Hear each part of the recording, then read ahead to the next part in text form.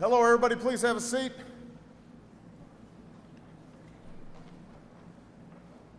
Kumusta kayo? It is great to be here at Fort Bonifacio. To Vice President Benai, distinguished guests, it's an honor to be here with our outstanding allies, the leaders and members of the Armed Forces of the Philippines.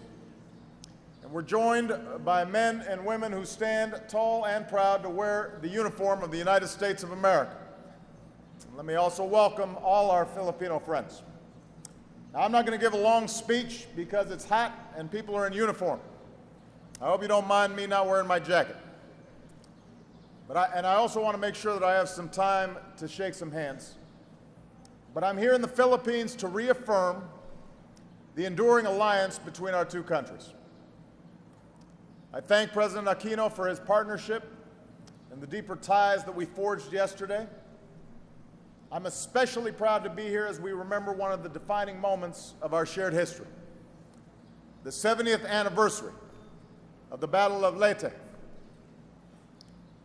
During World War II and the beginning of the liberation of the Philippines.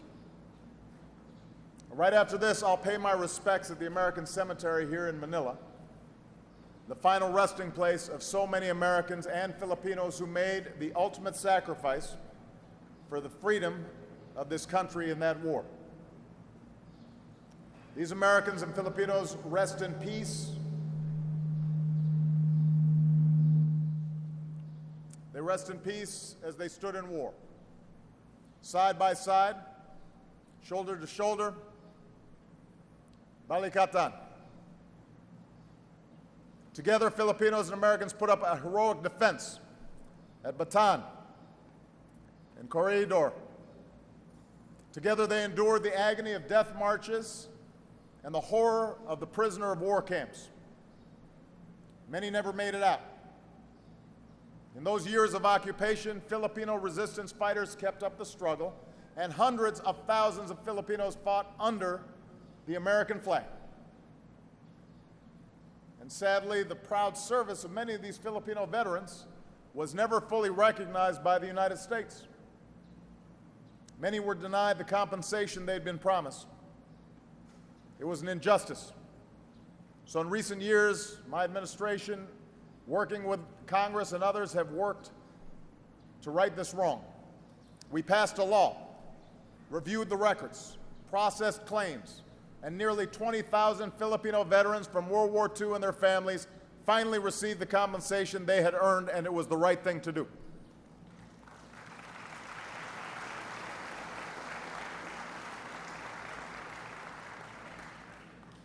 What's been written about Bataan could be said of their entire generation.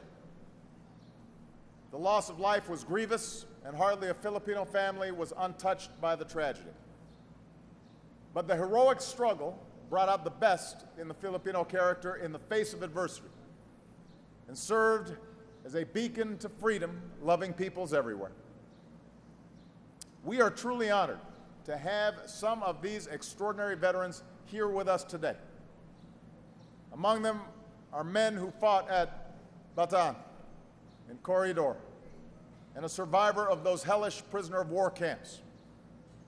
Some fought in the resistance, including Nurse Carolina Garcia Delfin. These veterans are now in their 90s. They are an inspiration to us all, and I'd ask those who can stand to stand or give a wave so that we can all salute their service.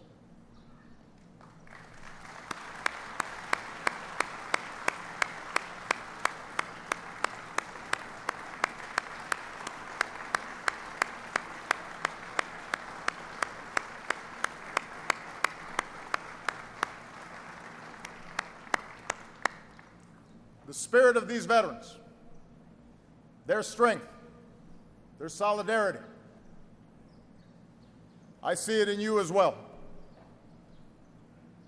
When you train and exercise together to stay ready for the future, when our special forces, some of you here today, advise and assist our Filipino partners in their fight against terrorism,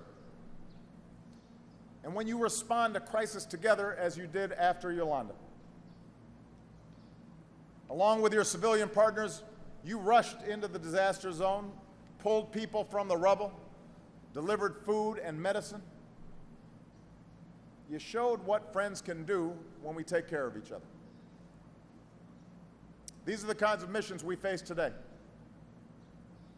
Yesterday, President Aquino and I agreed to begin a new chapter in our alliance, and under our new agreement, American forces can begin rotating through Filipino airfields and ports. We'll train and exercise together more to bring our militaries even closer and to support your efforts to strengthen your armed forces. We'll improve our ability to respond even faster to disasters like Yolanda. And today I thank the people of the Philippines for welcoming our service members as your friends and partners. Deepening our alliance is part of our broader vision for the Asia Pacific.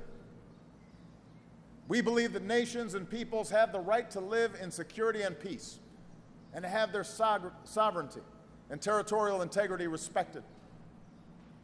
We believe that international law must be upheld, that freedom of navigation must be preserved, and commerce must not be impeded. We believe that disputes must be resolved peacefully and not by intimidation or force. That's what our nations stand for. That's the future we're working for. And that's why your service is so important. Let me be absolutely clear. For more than 60 years, the United States and the Philippines have been bound by a mutual defense treaty. And this treaty means our two nations pledge, and I'm quoting, our common determination to defend themselves against external armed attacks so that no potential aggressor could be under the illusion that either of them stands alone. In other words, our commitment to defend the Philippines is ironclad. And the United States will keep that commitment, because allies never stand alone.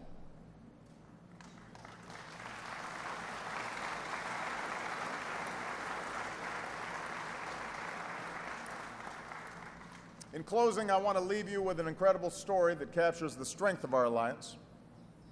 We all know about the massive international response after Yolanda. What few people realize is that it started all with a single aircraft carrying a handful of Filipino and American troops and civilians. The storm hit land that Friday. The very next morning, the first aircraft took off. A Philippine C-130 carrying Captain Roy Trinidad, a Philippine Navy SEAL, Colonel Mike Wiley, United States Marines, and Major George Apalosta, U.S. Air Force. Just hours after the storm passed, with Tacloban devastated, they landed at the airport. And the next day, they were joined by others, including Army Major Leo Labris. In the days that followed, they worked together, Filipinos and Americans, setting up a medical station, clearing debris from the runway, reopening that airport.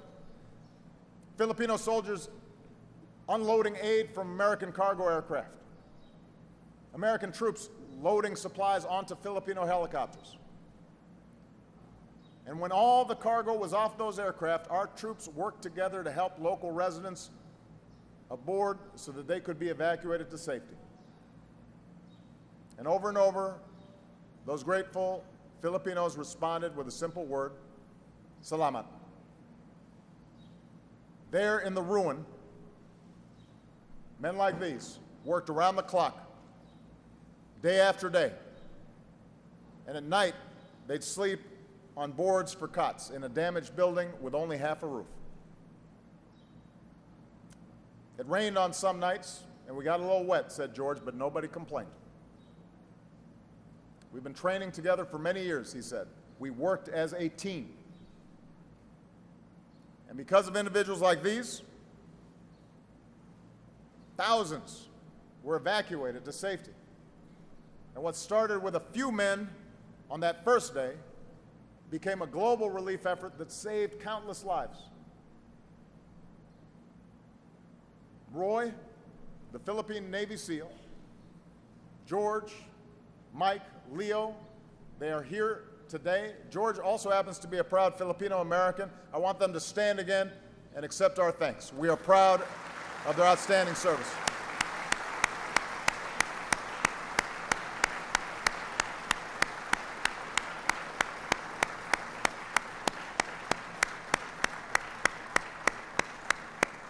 Thank you. There's a connection between our proud veterans from World War II, our men and women serving today,